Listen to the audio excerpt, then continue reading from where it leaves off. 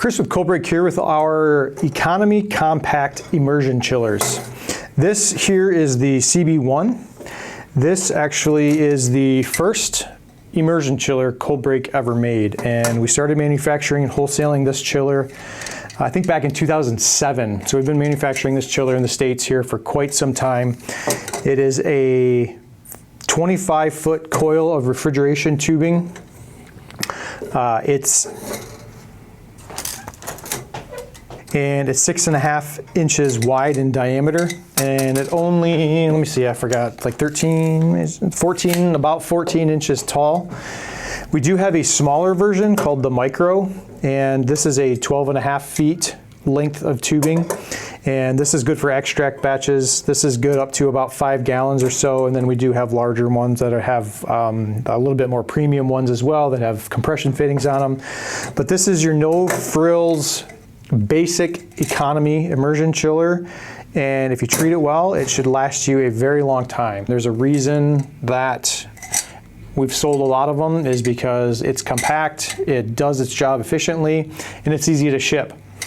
So this kind of has a special place in our heart, and it's why Coldbreak is actually called Coldbreak. We're big into draft beverages now and equipment, but we still manufacture immersion chillers.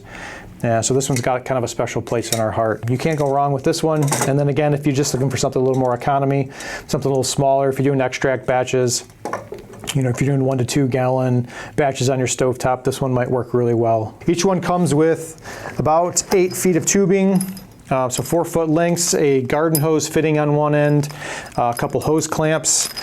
A quick tip, when you're clamping these down onto the copper, it works really well if you do it when it's warm. So if you can warm the end of the tubing up and then clamp down, or when you stick this in your boil, kind of let it sit in there for a few minutes, slowly start running the water through it, and then tighten the hose clamps as it's running through, because as the water's running through, what'll happen is it'll pull that heat out of your boil, and then it'll heat up the ends here, and it'll get a nice seal if the tubing's warm while you're tightening it down. Not the best way to clamp tubing directly onto the copper. Depending on the clamp, there's always a chance of having a little bit of a leak, but if it's warm, that should minimize that. Otherwise, go to more of a compression fitting too. We do sell these separately if you want to upgrade your chiller from here.